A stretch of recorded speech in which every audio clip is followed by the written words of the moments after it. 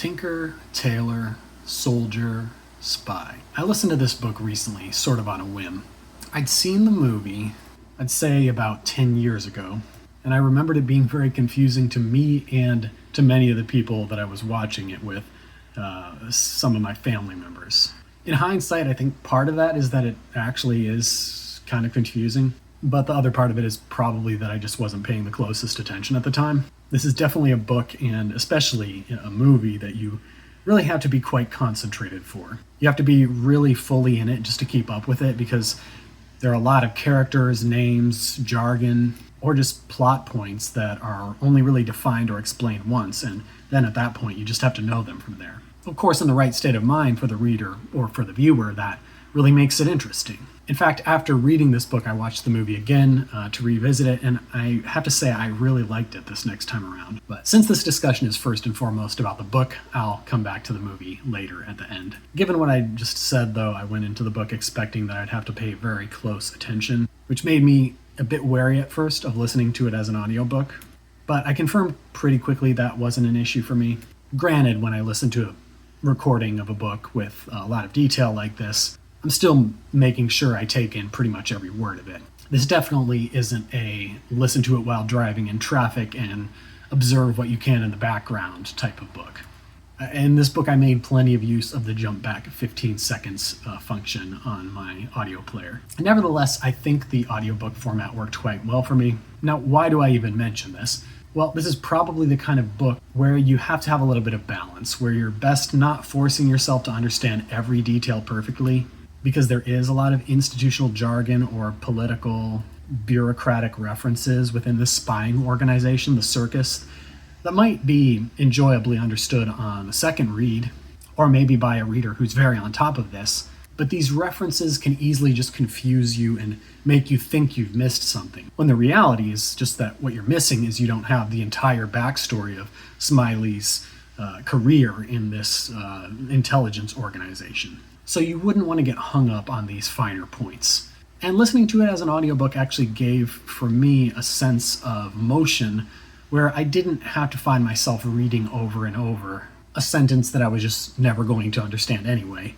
Now, I also went into this novel knowing, of course, that it's a very well-acclaimed novel, more so than Le Carré's other novels, despite this technically being his fifth George Smiley novel. But I didn't know exactly the reasons why this novel was so influential, or its exact historical context. Literary historical context is what I mean. So one of my curiosities as I listened to this novel was to try to figure out what in particular made it stand out among other novels of its kind. And right away, there were a few things I noticed. First of all, I'm not a big spy novel reader, but for a genre that might often produce a lot of what you might call more dime store or pulp fiction type novels, Le Carré really knows how to write in an engaging way and to set a scene, to establish a character, basically much of what I would expect from a strong literary fiction writer. This definitely doesn't feel like the kind of novel that could just be churned out several a year for a dime a dozen. Not that such a novel isn't a valid form of entertainment in itself, but I could tell I was dealing here with something where the author is really trying to do something deeper than just make an entertaining spy thriller. In Tinker, Tailor, Soldier, Spy, there's a lot of reflection on England and on the wars it's been through recently. I think the novel is set in the 1970s and was written then. And there's the whole impact of the Cold War. And I'll get into all of this stuff soon. But first of all, this is all explored through the character of one George Smiley. He's a man who's very intelligent, keen, and observant, not only of his physical surroundings, which he definitely is observant of them, but also the emotional qualities and weaknesses and vulnerabilities of the people around him.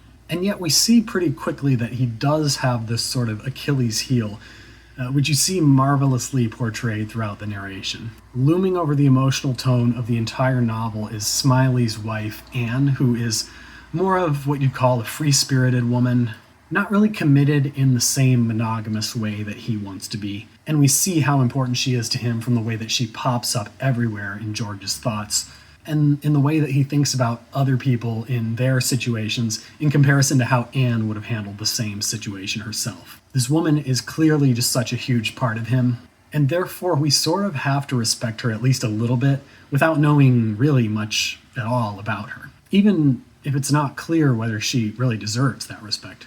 But because he holds such respect for her and he seems to be a pretty good judge of character overall, we're left thinking that there must be something to admire about her, even if we don't really quite know what it is. It's excellent just how strong of a character Anne is in this novel without actually being in it at all, except through Smiley's thoughts about her. But more immediately relevant to the spy plot itself, at times it's a little bit hard to figure out why he's so attached to particular characters in this novel, like Peter Gwillim or Mendel, the former police officer with whom he really has a good rapport, or even Bill Hayden. Despite having some grudges against this man, Smiley also has this almost holy respect for him at the same time, which I found really interesting. I actually think I'm not doing it justice here, but I think the psychology of how Smiley thinks about and perceives the people around him, what attracts him more to certain types, and what it is that really gets on his nerves,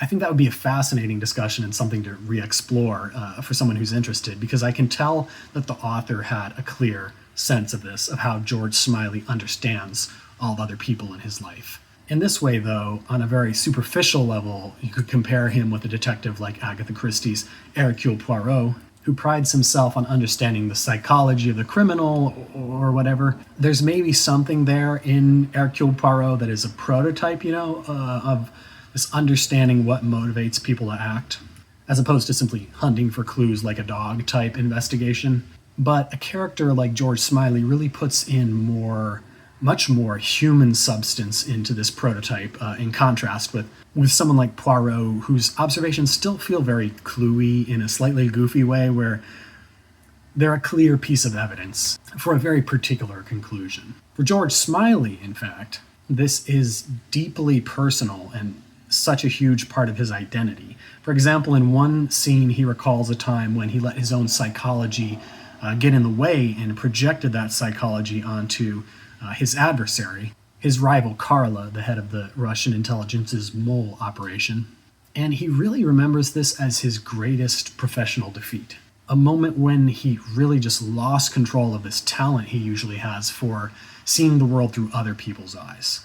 It's a wonderful scene. It really doesn't feel so much to the reader when you think about it at first, that Smiley has lost control here in the way that he believes he has. I mean, he obviously was unable to break Carla and get him to defect to Britain. But then when you think about how Smiley sees himself and that this is his great skill, you really understand why this moment is so powerful to him, and it feels to me like the moment where he let down his principles, or it feels to him like that moment, or something like that.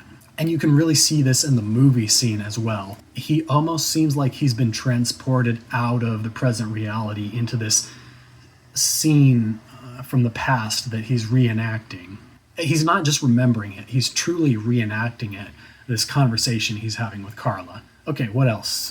The setting of this book is also great. First of all, I didn't even remember when I first picked it up that it was set in London. That was super cool, though.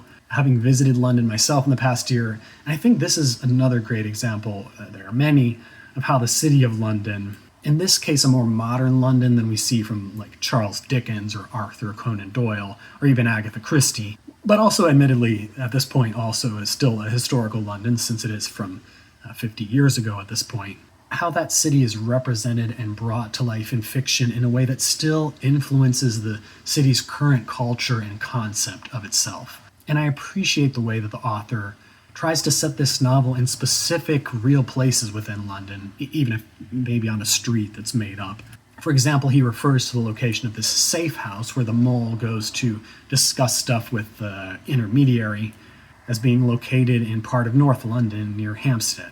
It just gives a little bit of extra flavor, and he describes various pockets of London in a way that just builds this enduring concept of London in literature. Speaking more broadly, the fact that the novel is set in Britain is actually super important to the novel, plot-wise as well. It's important because of the fact that Britain is, in the years after World War II, now in a place where it's no longer the eminent superpower that it was before, say, as recently as the start of the 20th century, or arguably even up until pre-World War II in the 1930s. I mean, it definitely aligns on the Western capitalist side of this bipolar political rivalry with the Soviet Union and communism on the other pole. But you can feel that the Brits themselves really feel the loss of no longer being the top dogs in the West. And therefore we get this sense, which is a key point in the plot itself, that Britain is longing to regain its former place in the world. These leaders of the intelligence service really want to believe that they play this important and critical role in global affairs, which they do. It's just not the same place of dominance they held before, because such dominance doesn't last forever for anyone. And this makes them blind to the fact that... Actually, I won't say more. I want to leave this more or less a spoiler-free discussion, so I won't say anything, but if you've read the novel, you know what I'm getting at here. And I don't bring this up just to dump on Britain. That's not my point here at all. Because in a different but not entirely dissimilar way, the United States in the 21st century is also confronting, I'm not going to call it a decline, because I don't claim to be offering any deep insight into the future or into geopolitics, but the United States isn't occupying quite the same level of eminence in so many spheres that it did during the Cold War, when it was rivaled in most regards only by the Soviet Union. Certainly it doesn't occupy the level of eminence that it was in immediately after the fall of the Soviet Union. So without overanalyzing this point to death, because I don't exactly have the deepest insights to offer here, I just wanted to highlight it as another interesting way of potentially applying the themes of this novel to the world of 2026. Now, I was interested in learning, as I mentioned, what it was at the time that made this novel truly new to its audience. So I read a little bit about that afterwards. And a big theme that was pointed out, which is certainly obvious in the novel, is that the drama in this novel comes from the revealing of information, as opposed to action sequences or shootouts, for example. I'm not saying there's no suspense, because there is a very real suspense and sense of danger at times, but the suspense is not the kind about whether the hero's motorcycle is going to survive the jump from one rooftop to another. It's about whether someone knows that Smiley is poking his nose around in circus affairs, or worse, if that someone who possibly knows is himself a mole who's working for the Soviets. At the time of the novel's writing, a lot of people contrasted it with James Bond novels, also a British spy series, of course, which, of course, featured this charismatic and attractive man who was getting into all sorts of action scenes, all while trying to figure out which of the many women chasing after him are his friends versus his enemies. And this is a huge contrast with the character of George Smiley, in whom we find someone who is really a remarkable character in terms of his overall depth of personality and all that, but actually is not, someone who's going to be easy to make an action movie about. He's not someone who anyone really wishes they could be. He's not particularly appealing or striking to the world or to the people around him in any special way, but the positive attributes he does have make him a very relatable and sympathetic character. And that's why a lot of the meat of this novel is more of a cerebral puzzling through events and new information towards really understanding what's happening. Or as some brief notes I read on Wikipedia more or less put it, this was the novel that made a spy adventure out of bureaucracy. So that was a major innovation here, and it feels very true to life given that we are here in the later years of the Cold War, where men who at an earlier time might perhaps have been out fighting on the battlefront are instead now sitting behind desks, reading through filing cabinets of enemy-produced junk to try and figure out if there's anything of substance that they can glean, if there's any diamond in the rough there. And again, that's also why the appeal of having an informant, Merlin, who comes in and suddenly starts providing the circus with real stuff of intelligence at a very fast clip, why this is such a good con to appeal to these folks who are desperate to bring back the glory days from their earlier years in the intelligence services, when it was often possible to just eavesdrop directly on the enemy's messages and crack their codes without them even getting wise to what the Brits were doing here. So how complicated is this novel, really? Is it as complicated as I remembered from watching the movie? No, I wouldn't really say that it is. The plot is definitely complex, but not overly so. I mean, this is not like The Big Sleep by Raymond Chandler. And I do feel there's always enough context for us to figure out what's going on, even when There's a lot of spy lingo involved as well. And that's really part of the fun of this novel. No one's going to be around explaining every minute what the different organizations are, because the characters pretty much know already. You get some of this explanation through discussions, for example, of how the organizations have changed compared to what they used to be. But for the most part, we're just learning about the system from watching the people inside and outside operate, which I will concede has to be something that you're interested in if you want to enjoy this story. There is a mystery for sure at the center of this novel, but this novel isn't really so much of a whodunit. It's more properly a spy novel than a mystery novel, with figuring out who the mole is being an important plot point to unravel. I think there are clues, and although I didn't really piece together everything, I think in hindsight, one could do so, at least with some confidence. But the main appeal of this novel is not really in piecing together the clues in that sense, or of finding random little tidbits that are going to lead you conclusively to a guilty party.